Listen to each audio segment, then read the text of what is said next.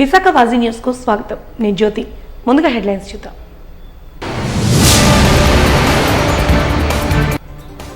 విద్యార్థులు మొబైల్ ఫోన్ల వినియోగానికి సోషల్ మీడియాకు దూరంగా ఉండాలన్న జాయింట్ కలెక్టర్. 57వ జాతీయ గ్రంథాలయ వారోత్సవాల ముగింపు వేడుకల్లో పుస్తకాలను చదవాలని ప్రతిజ్ఞ చేయించిన మయూరి అశోక్. చిరు వ్యాపారాలు చేసుకుని తమ్ముపోటి కార్మికుల పొట్టకొట్టొద్దన్న బాధితులు. 22వ వార్డు కార్పొరేటర్ పీతలమూర్తి యాదవ్ కు వ్యతిరేకంగా నిరసన బాట పట్టిన వ్యాపారులు.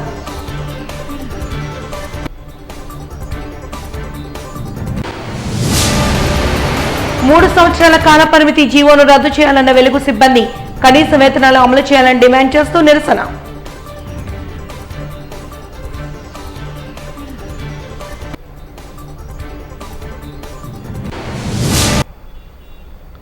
శాసనమండలి వాలంటీర్ల గురించి ప్రభుత్వాన్ని ప్రశ్నించామని శాసనమండలి సభ్యురాలు వరూదు కళ్యాణి తెలిపారు. ఈ మేరకు అసెంబ్లీ మీడియా పాయింట్ వద్ద నిర్వహించిన విలేకరుల సమావేశంలో ఆమె మాట్లాడుతూ సభ సాక్షిగా మంత్రి మాట్లాడుతూ 2023లో జీవో ఎందుకు పాస్ చేయలేదని ప్రశ్నించారని తెలిపారు. అసలు వాలంటీర్ వ్యవస్థ ఉందా లేదా అన్నట్టు మాట్లాడారంటూ తెలిపారు. అలాంటి సందేహాలు ఉన్నప్పుడు ఎన్నికల హామీల్లో భాగంగా వాలంటీర్లకు జీతం 10,000కు పెంచుతామని ఎందుకు చంద్రబాబు హామీ ఇచ్చారంటూ వరూదు కళ్యాణి ప్రశ్నించారు. ఎలక్షన్ కమిషన్ కూడా వాలంటీర్లకు జీతం ఇచ్చిందని గుర్తు చేశారు.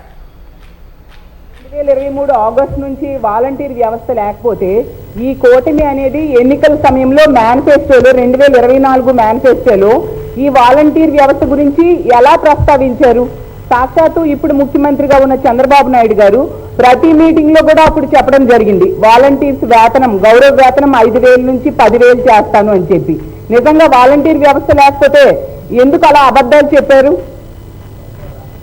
జూన్ 1వ తేదీ వరకు కూడా వాలంటీర్స్ కి జీతం కూడా ఇవ్వడం జరిగింది. ఎన్నికల కమిషనే జీతం ఇచ్చింది. వాలంటీర్స్ వ్యవస్థ లేకపోతే ఎలాగ వాళ్ళకి జీతం ఇచ్చారు? 2,60,000 మంది వాలంటీర్లు, అందులో 75% మహిళలు ఉన్నారు.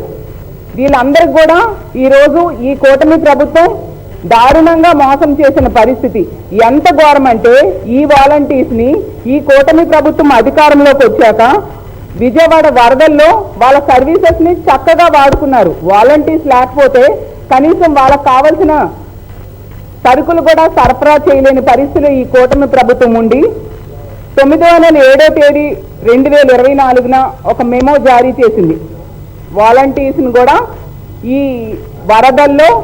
వరద సహాయక చర్యల్లో యూజ్ చేస్తాము అని చెప్పి వాళ్ళు మెమో జారీ చేసి వాళ్ళ సర్వీసెస్ని కూడా ఉపయోగించుకున్నారు. అంటే 9వ నెలలో ఉపయోగించుకున్నారు. మరి వాలంటీర్ వ్యవస్థ లేకపోతే వీళ్ళని ఎలా ప్రభుత్వ పనికి వరద సహాయం కోసం ఎలా ఉపయోగించుకున్నారో నేను అడుగుతూ ఉన్నాను. స్పష్టంగా ఇందులో రాయడం జరిగింది. Each enumeration team will be constituted by comprising of deputy tahsildar or revenue inspector, ward secretariat employees and volunteers except ANM and mahila police అని క్లియర్ గా ఇందులో మెన్షన్ చేయడం జరిగింది. మరి వాలంటీర్స్ లేకపోతే ఈ కూటమి ప్రభుత్వం ఎలా వాళ్ళ సర్వీసెస్ ని ఉపయోగించుకుంది అని నేను అడుగుతూ ఉన్నాను. ఇందులో ఇంకా స్పష్టంగా రాశారు, all the ward secretariat employees, volunteers, supervisory officers and special officers drafted for enumeration work shall attend the work with utmost care and responsibility అని రాశారు. ఇది వాళ్ళు ఇచ్చిన మెమో. అంటే ఎంత దారుణంగా వాలంటీర్స్ ని ఈ రాష్ట్రంలో ఉన్న 2,60,000 మంది వాలంటీర్స్ ని ఈ కూటమి ప్రభుత్వం మోసం చేసింది. నమ్మి విద్యార్థులు మొబైల్ ఫోన్ల వినియోగానికి సోషల్ మీడియాకు దూరంగా ఉండాలని, పుస్తకాలకు దగ్గర కావాలని joint collector K Mayur Ashok పిలుపునిచ్చారు. నెలకు ఒక్క పుస్తకమైన చదవాలనే ప్రతిజ్ఞతో ప్రతి ఒక్కరూ ముందుకు రావాలని, భవిష్యత్తులో ఉన్నత స్థానాలకు చేరుకోవాలని సూచించారు. 57వ జాతీయ గ్రంథాలయ వారోత్సవాల ముగింపు వేడుక స్థానిక సూర్యాబాగ్లోని జిల్లా కేంద్ర గ్రంథాలయంలో బుధవారం నిర్వహించారు. ముఖ్య అతిథిగా పాల్గొన్న జాయింట్ కలెక్టర్ విద్యార్థులను ఉద్దేశించి ప్రసంగించారు. ఎన్ని సాంకేతిక పరికరాలు అందుబాటులోకి వచ్చిన పుస్తకాలకు సాటి రావని, గ్రంథాలయాల ప్రాముఖ్యతను తెలుసుకుని సద్వినియోగం చేసుకోవాలని పేర్కొన్నారు. పుస్తక పఠనం అలవాటుగా చేసుకోవాలని, మహనీయుల జీవిత విశేషాలతో కూడిన పుస్తకాలను నెలకొకటైనా చదవాలని హితవు పలికారు. వారి నుంచి స్ఫూర్తి పొందాలని చెప్పారు. అంబేద్కర్ వంటి మహనీయుల గ్రంథాలను బాగా వినియోగించుకున్నారని, రోజుకు 18 గంటల కంటే ఎక్కువ సమయం పుస్తక పఠనానికి కేటాయించేవారని గుర్తు చేశారు. పుస్తక పఠనం ద్వారా కలిగే ప్రయోజనాలు తెలుసుకోవడంతో పాటు స్నేహితులకు, తల్లిదండ్రులకు తెలియజేయాలని విద్యార్థులకు సూచించారు.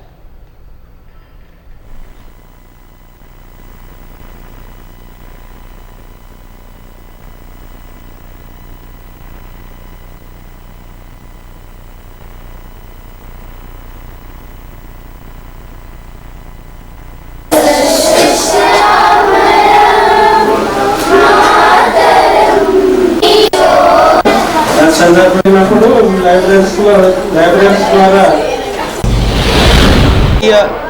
గ్రంథాలయ వారోత్సవం మనం నడుపుకుంటాము. ఈ సంవత్సరం కూడా 57వ జాతీయ గ్రంథాలయ వారోత్సవం జరపడం జరిగింది.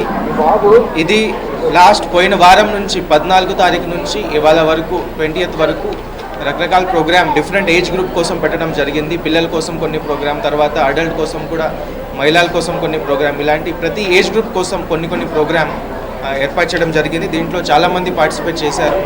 దాదాపు 400 మంది ఈ అన్ని కాంపిటీషన్స్లో కానీ దీంట్లో పార్టిసిపేట్ చేశారు. ఇప్పుడు 14వ తారీఖులో మన honourable X prime minister Nehru గారు జయంతి రోజు బాల్ దివస్ ఉంటుంది. ఆ రోజు కూడా పిల్లల కోసం కార్యక్రమం ఆయోజన చేయడం జరిగింది. తర్వాత 15వ తారీఖు 15th రోజు బుక్ ప్రదర్శన కూడా చేయడం జరిగింది. ఇప్పుడు ఏదైతే బుక్ నోవెల్ ఉంటాయి దీని మీద చాలా ఇప్పుడు ఇంట్రెస్ట్ కొంచెం తగ్గింది కాబట్టి ఇంకా దీని మీద ఇంట్రెస్ట్ ఎంకరేజ్ చేయాలి ఈ ఉద్దేశంతో దీని మీద బుక్ ఎగ్జిబిషన్ పెట్టడం జరిగింది.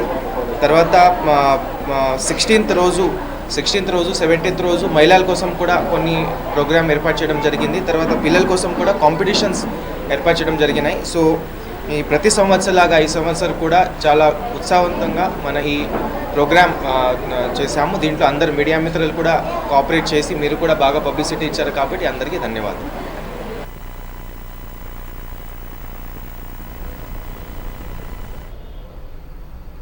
సెయింట్ ఆంథోనీ ప్రైమరీ స్కూల్లో విశాఖ బాలోత్సవం కన్నువ పండుగగా సాగింది. అధ్యక్షులు పిల్లలమర్రి రఘు అధ్యక్షతన కేంద్ర సాహిత్య అకాడమీ పురస్కార గ్రహీత బేతవోలు రామబ్రహ్మం బాలోత్సవాన్ని ప్రారంభించారు. విశాఖ బాలోత్సవంలో చేస్తున్న కృషిని అభినందించారు. పిల్లల కోసం ఇంత పెద్ద కార్యక్రమం చేయడం, వేలాది మంది విద్యార్థులు ఈ అవకాశాన్ని సద్వినియోగం చేసుకోవటం చాలా మంచి విషయమన్నారు. పిల్లలు ఇటువంటి వేదికలను ఉపయోగించుకునేలా యాజమాన్యాలు, తల్లిదండ్రులు ప్రోత్సహించాలని కోరారు. ఉత్తరాంధ్ర పట్టభద్రుల మాజీ ఎమ్మెల్సీ ఎంవీఎస్ శర్మ మాట్లాడుతూ పిల్లలు దేనికైనా సూక్ష్మంగా గ్రహిస్తారని, వారికి ఆటలు, పాటలు, రకరకాల ఆర్ట్ ఫామ్స్ అంటే ఇష్టంగా ఉంటుందని తెలిపారు. బాలోత్సవం 2వ రోజున విద్యార్థులు ఉల్లాస ఉత్సాహాల హేళతో సెయింట్ ఆంథోనీ స్కూల్ మారుమోగిపోయింది. ఋషికొండ నిర్మాణాలను సైన్స్ మ్యూజియానికి ఉపయోగించాలనే అంశంపై వార్తా రచనతో ప్రారంభమైంది. వక్తృత్వంలో తెలుగు, ఇంగ్లీష్లో జరిగిన పోటీలలో పంచతంత్ర కథలు, వాటి ప్రభావం, థామస్ ఆల్వా ఎడిసన్ పరిశోధనలు, వాటి విశిష్టత, మన జీవితంపై సెల్ ఫోన్ ప్రభావం, గ్లోబల్ వార్మింగ్, మానవాళిపై ప్రభావం, కృత్రిమ మేధస్సు, భవిష్యత్ దర్శనం, పిల్లలకి ఇటువంటి కార్యక్రమాలు చాలా అవసరమని నిర్వహిస్తున్న విశాఖ బాలోత్సవ టీంను అభినందించారు. పిల్లలు కూడా చదువుతో పాటు నైతిక విలువలు, పెద్దలను గౌరవించడం, తల్లిదండ్రులను కాపాడుకోవాల్సిన బాధ్యత కూడా పిల్లలపైనే ఉందని వారు తెలిపారు.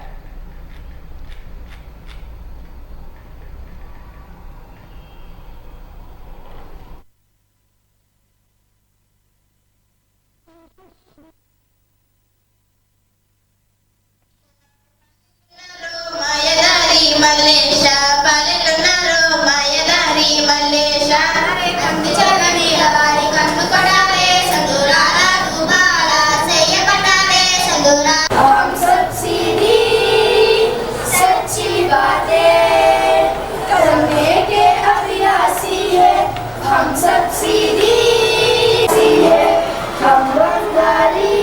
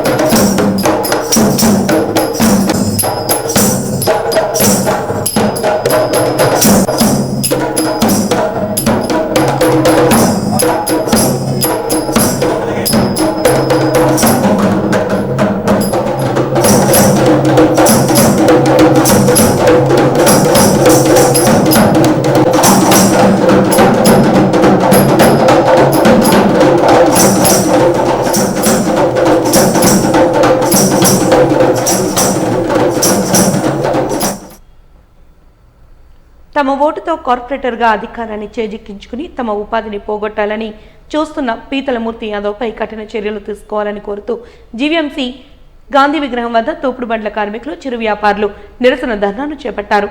ఈ సందర్భంగా బాధితురాలు ఉషా మాట్లాడుతూ 15 ఏళ్లుగా చిరు వ్యాపారాలు చేసుకుంటూ పొట్టపోసుకుంటున్నామని, తమ వ్యాపార స్థలాలలో కమిషన్ కోసం వ్యాపారం చేసుకోనివ్వకుండా పీతలమూర్తి యాదవ్ హైకోర్టులో పిటిషన్ వేయడాన్ని వారు తప్పుబట్టారు. అదేవిధంగా ఇన్ని సంవత్సరాలు బట్టి ఇక్కడ వ్యాపారం చేసుకుంటూ కుటుంబాన్ని పోషించుకున్న తాము ప్రత్యామ్నాయం చూపకుండా ఎక్కడికి వెళ్ళిపోవాలని ప్రశ్నించారు. ఈ విషయాన్ని ప్రజాప్రతినిధులు అర్థం చేసుకుని తమకు సరైన దారిని చూపాలని కోరారు.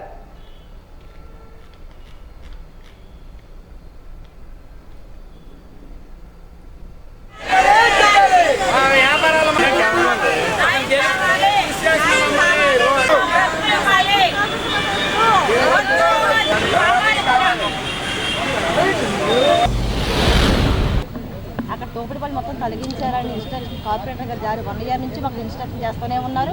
మమ్మల్ని ప్రజలు పెడుతూనే ఉన్నారు, మాకు ఇబ్బంది పెడుతూనే ఉన్నారు సార్. అయినా తట్టుకొని బ్రతమాలకు ఏదో చేసుకుంటూ వచ్చాం. ఈరోజు మా మీద హైకోర్టులో కంటెంట్ చేశారండి. సామాన్య ప్రజలు ఒక పూట వ్యాపారం మానేస్తే సార్ మా గొడవ కాడ మాలాంటి ప్రజల మీద పిచ్చుక మీద బ్రహ్మాస్త్రం వేసినట్టు హైకోర్టులో మేము కేసు వేసాం. ఇది కేసు వేసే అంత స్తోమత మాకు లేదండి.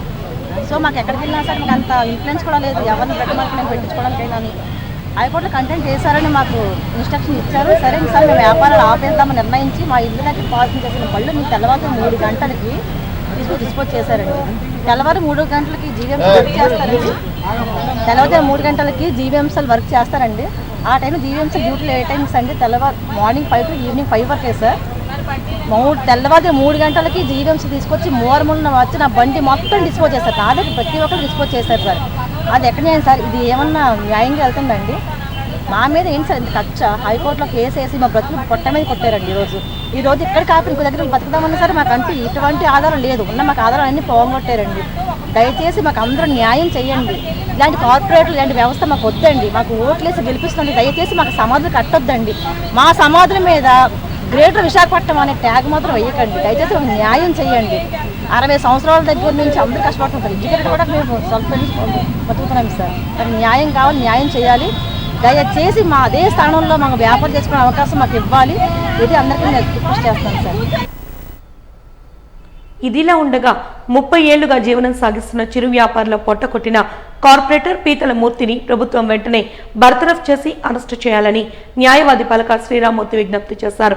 22వ వార్డులోని చిరు వ్యాపారులను తొలగించాలని మూర్తి యాదవ్ హైకోర్టు నుంచి ఆర్డర్ తీసుకురావడంతో జీవీఎంసీ సిబ్బంది పోలీసుల సహాయంతో వ్యాపారుల్ని తొలగించిన విషయం తెలిసిందే. దీంతో తామంతా ఉపాధి కోల్పోయామని, తమకు భిక్షం వేయాలంటూ వ్యాపారులంతా జీవీఎంసీ గాంధీ విగ్రహం వద్ద భిక్షాటన చేసిన వారికి మద్దతుగా న్యాయవాది శ్రీరామ్మూర్తి మీడియాతో మాట్లాడారు. భారత్ ప్రజాస్వామ్య దేశం అయిన సంగతి మూర్తి మర్చిపోయి సామంతరాజులా వ్యవహరిస్తున్నారని విమర్శలు చేశారు. ప్రజల ఓట్లతో గెలిచిన పీతల మూర్తి రోడ్లు, వీధి లైట్లు, కాలువలు, పరిశుభ్రత వంటి సమస్యలను వదిలేసి స్థానికుల ఆస్తులపై పడ్డారన్నారు. 2014లో మోడీ ప్రభుత్వం చిరు వ్యాపారుల కోసం స్ట్రీట్ వెండర్స్ యాక్ట్ తీసుకొచ్చిందని గుర్తు చేశారు. ప్రధాన ఉద్దేశం ఏంటంటే 22వ వార్డులో మా కార్పొరేటర్ పీతల మూర్తి యాదవ్ మా యొక్క ఓట్లు వేసుకొని ఆయన కార్పొరేటర్ అయ్యాడు. ఆ విధంగా ఆయన డ్యూటీ ఏంటంటే వీధి లైట్లు వెలగట్లేదు, మాకు దాన్ని బాగు చేయలేదు. మా రోడ్లు బాగలేవు, దాన్ని బాగు చేయలేదు.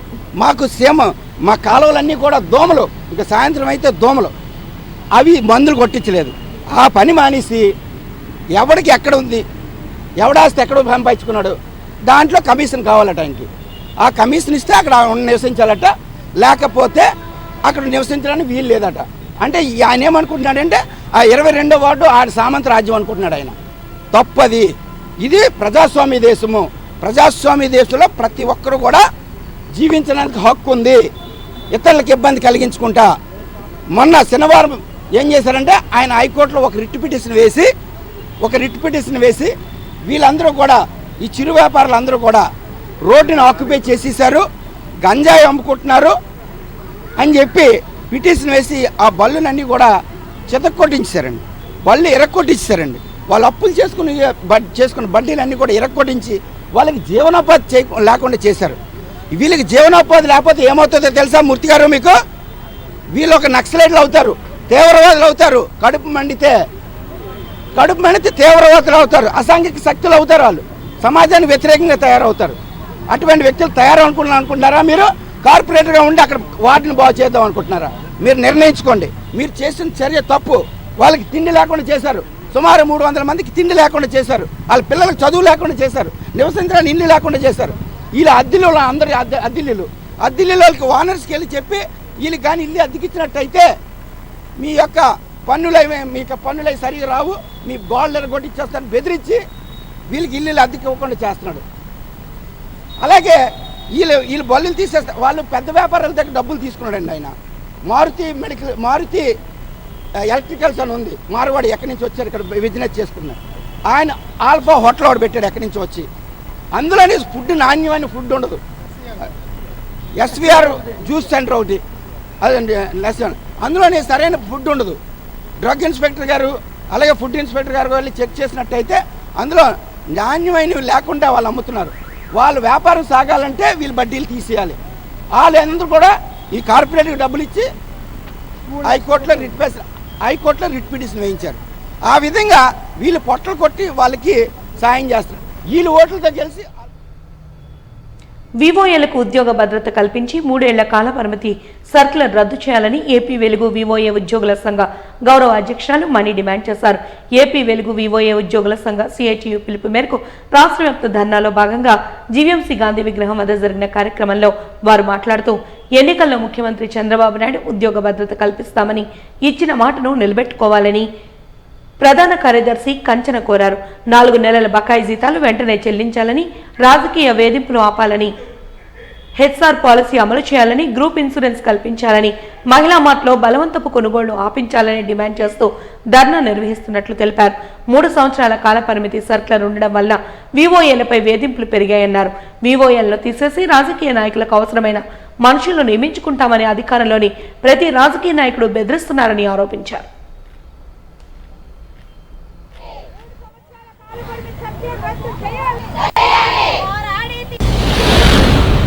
కానీ మాకు మేము 25 సంవత్సరాల నుంచి ఈ వెలుగు డిపార్ట్మెంట్లోనే పనిచేస్తాను. కానీ ప్రతి ఇంటింటికి వెళ్ళి సంఘాలు చేర్చి అంత దేనిగా అన్నీ కూడా చేసి ఈరోజు ఈ స్థాయికి డ్వాక్రా గ్రూపులు తీసుకొచ్చాం. కానీ మాకు గత ప్రభుత్వం వచ్చేటప్పుడైనా 8,000 రూపాయల జీతం. ఇదే చంద్రబాబు నాయుడు గారే 2,000 రూపాయలు వేతనం పెట్టారు. అది అలాగ పెరిగి 8,000 వరకు అయింది.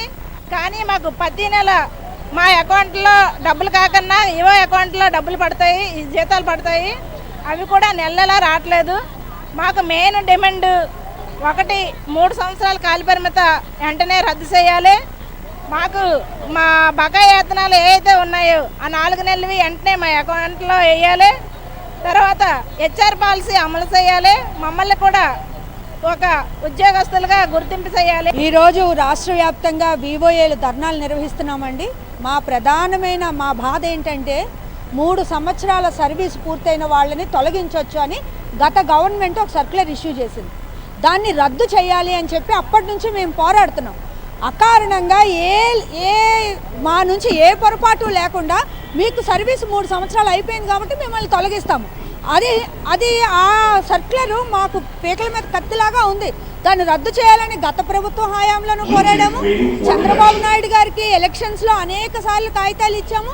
చంద్రబాబు నాయుడు గారు మేనిఫెస్టోలోనూ ఉపన్యాసాల్లోనూ అలాగే మా ధర్నా దగ్గరికి వర్ల రామయ్య గారు వచ్చి చెప్పింది ఏంటంటే మా ప్రభుత్వం వస్తే 3 సంవత్సరాల కాల పరిమితి సర్కులు రద్దు చేస్తాము. జాతీయ గ్రంథాలయ వారోత్సవాల సందర్భంగా జయంతి సాహితీమూర్తులు అనే అంశంపై విశిష్ట కవులకు నివాళిగా అరసం విశాఖ శాఖ ఆధ్వర్యంలో ద్వారకానగర్ పౌర గ్రంథాలయం సహకారంతో అభ్యుదయ రచయితల సంఘ నిర్వహణలో కవి సమ్మేళనాన్ని నిర్వహించారు. అరసం అధ్యక్షులు ఉప్పల అప్పలరాజు అధ్యక్షతన నిర్వహించిన ఈ సభలో 1945లో జన్మించి 100 ఏళ్లు పూర్తి చేసుకున్న అలనాటి కవులు, సాహిత్య ప్రముఖుల రచనలపై కవి విశ్లేషణ చేశారు. ఈ సందర్భంగా కాళీపట్నం రామారావు కథల్లోని వాస్తవిక జీవిత చిత్రణ గురించి క్షేత్రపాల్ రెడ్డి ప్రసంగించారు. గ్రామీణ పేదరికం, పీడనలపై కథకుడు అనేక కథలు రాశారని, కుట్ర కథను విశ్లేషించారని తెలిపారు. డాక్టర్ డివి సూర్యారావు అవంస సుందర్ కవితా దృక్పథాన్ని వివరిస్తూ వజ్రాయుధం అభ్యుదయ కవితా కేతనమన్నారు. సోమసుందర్ గొప్ప విమర్శకుడని ఆ గ్రంథాలను ప్రస్తావించారు. దాసరథి సినిమా పాటల్లోని వైవిధ్యాన్ని రాంభట్ల నృసింహ శర్మ ఆవిష్కరిస్తూ ఆ పాటల్లోని విశాఖ జిల్లా శాఖ విషయాన్ని తెలియజేశారు. రాసే కథలైన సాహిత్యమైన చదువుల్ని ఆకర్షించనవచ్చు, చదివించనవచ్చు, మంచి సాహిత్యాన్ని అందించారని చెప్పించుకొనవచ్చు. అయితే ఇదే సందర్భంలో భౌతికవాదం ఆలంబనగా ఒక ప్రాపంచిక దృక్పథం ఒక రచయితకు ఏర్పడితే ఆ రచయిత కలం నుండి వచ్చే కథ అయినా, నవలైనా, ఇతర సాహిత్య ప్రక్రియలైనా మనిషిని ఒక చోట కుదురుగా కూర్చొనివ్వవు. ముఖ్యమంత్రి చంద్రబాబు నాయుడు, ఉప ముఖ్యమంత్రి పవన్ కళ్యాణ్, మంత్రి లోకేష్లను వైసీపీ పాలనలో అప్పటి మంత్రులు అంబటి రాంబాబు, కొడాలి నాని, రోజాలు సంస్కారహీనంగా పత్రికల్లో రాయలేని విధంగా బూతులతో దుర్భాషలాడారని తెలుగుదేశం విశాఖపట్నం పార్లమెంటు ఉపాధ్యక్షుడు విల్లూరి డాక్టర్ చక్రవర్తి, జీవీఎంసీ 33వ ward cluster incharge Villuri Tirumaladevi మండిపడ్డారు. ఈ మేరకు 2 టౌన్ పోలీస్ స్టేషన్లో మాజీ మంత్రులు అంబటి రాంబాబు, కొడాలి నాని, రోజాలపై ఫిర్యాదు చేశారు. అనంతరం వారు మాట్లాడుతూ వైసీపీ పాలనలో పోలీసులకు ఫిర్యాదు చేస్తే తీసుకోలేదన్నారు. అసభ్య పదజాలంతో సభ్య సమాజం తలదించుకునేలా ప్రవర్తించి మంత్రి పదవులకే కళంకం తెచ్చిన వారిపై కఠిన చర్యలు తీసుకోవాలని డిమాండ్ చేశారు. అసభ్య పదజాలంతో రెచ్చిపోయిన మాజీ మంత్రులు అంబటి రాంబాబు, కొడాలి నాని, రోజాతో పాటు సోషల్ మీడియాలో విచ్చలవిడిగా చంద్రబాబు నాయుడు, పవన్ కళ్యాణ్ కుటుంబ సభ్యులపై పోస్టులు పెట్టి వ్యక్తిత్వ హననానికి పాల్పడిన వారిపై చర్యలు తీసుకోవాలని కోరారు. ఫస్ట్ ఆవిడికి ముందు భిక్ష పెట్టింది మా తెలుగుదేశం నాయకులు శ్రీ నారా చంద్రబాబు నాయుడు గారు. ఆయన భిక్ష పెట్టి అక్కడ ఎమ్మెల్యేగా పోతే అందరూ కూడా ఐరన్ లెగ్ అనేసి వస్తే వైసీపీ ప్రభుత్వంలోకి వచ్చింది. ఎవరినైతే ఎక్కువ బూతులు తిడుతూ ఉంటారో వాళ్ళకి మంచి మినిస్టర్లు వస్తారని చెప్పేసి మా నారా లోకేష్ గారిని, అలాగే చంద్రబాబు నాయుడు గారిని, మిగతా మంత్రులు ఎవరైతే ఉన్నారో వాళ్ళందరినీ, పవన్ కళ్యాణ్ గారిని, వాళ్ళందరినీ కూడా ఏంటి చండాలమైన మాటలు ఆడవాళ్ళు చెప్పుకోవాలి, అది ఆమె ఆడావిడైనా ఆడవాళ్ళు చెప్పలేని మాటలు, అసభ్యకరమైన మాటలు, అసభ్యమైన పదజాలాలతో మాట్లాడడం. అది ఈరోజు అసెంబ్లీ చూడటానికి ఫ్యామిలీ అంతా చూడడానికి ఎంత ఇష్టపడుతున్నాం. ఈ గత 5 సంవత్సరాల్లో అసెంబ్లీ చూడటానికి చాలా ఇబ్బంది పడుతున్నాం. కారణం ఏంటంటే ఆ అసభ్యమైన పదజాలాలు ఏవైతే ఉన్నాయో జగన్మోహన్ రెడ్డి గారు ఒక పథకం ఇచ్చారు వాళ్ళకి, జనాలకి ఇవ్వటం లేదు పథకాలు ఇచ్చినవి. మీరు ఎక్కువ ఎవరినైతే తెలుగుదేశం నాయకులను అహర్నిశలు చండాలమైన మాటలు దుర్భాషలు ఎవరైతే ఆడుతారో వాళ్ళకి మంచి ప్రభుత్వాలు మంచి పథకాలు బాగా డబ్బులు లాక్కునే పదవులు మినిస్ట్రీస్ ఇస్తామని చెప్పి కనుక ఇలాంటి మాట్లాడుతున్నారు. కనుక మేము ఒక అన్నదమ్ముడిని అలాంటి మాట్లాడకూడదని చెప్పేసి మేము ఇక్కడ 2 టౌన్ పోలీస్ స్టేషన్లో కంప్లైంట్ ఇచ్చాము.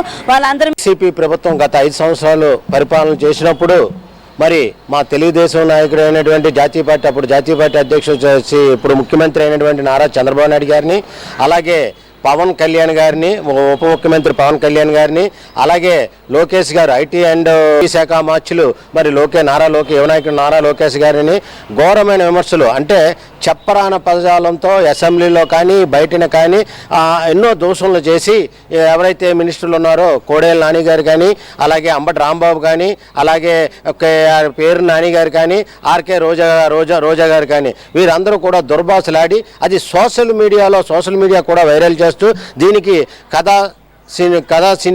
స్క్రీన్ ప్లే మరి సజ్జల రామకృష్ణారెడ్డి కొడుకు ప్రభాకర్ రెడ్డి గారు మరి ఆయన ఆధ్వర్యంలో మరి ఏదైతే మరి సోషల్ మీడియా నడిచిందో వైసీపీ గవర్నమెంట్ అప్పుడు వారు ఫేక్ అకౌంట్లతో ఈ అన్నింటిని ట్రోల్ చేస్తూ మరి చాలా ఇబ్బందులకి గురి చేసేవారు. చూస్తున్న వాళ్ళకి అసెంబ్లీలో కూడా ఆ మాటలు చూస్తుంటే ఏటి అసెంబ్లీ అని చెప్పేసి వాళ్ళు ఆఫ్ చేసుకునే పొజిషన్, అసెంబ్లీ సమావేశాలు చూసుకుని ఆఫ్ చేసే పొజిషన్ ప్రజల్లోకి వచ్చింది.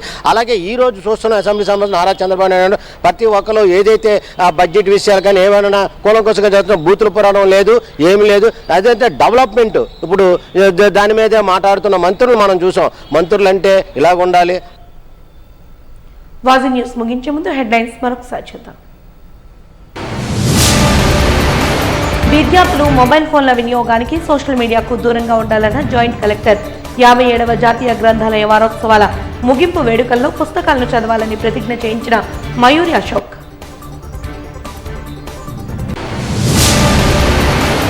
చిరు వ్యాపారాలు చేసుకుని తమబోటి కార్మికుల పొట్ట కొట్టొద్దన్న బాధితులు. 22వ వార్డు కార్పొరేటర్ పీతలమూర్తి యాదవ్కు వ్యతిరేకంగా నిరసన బాట పట్టిన వ్యాపారి.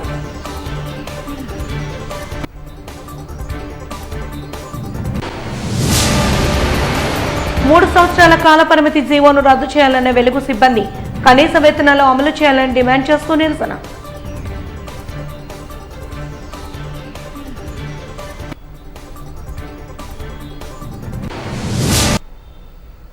వాజీ న్యూస్ ఇంతటితో సమాప్తం. నమస్కారం.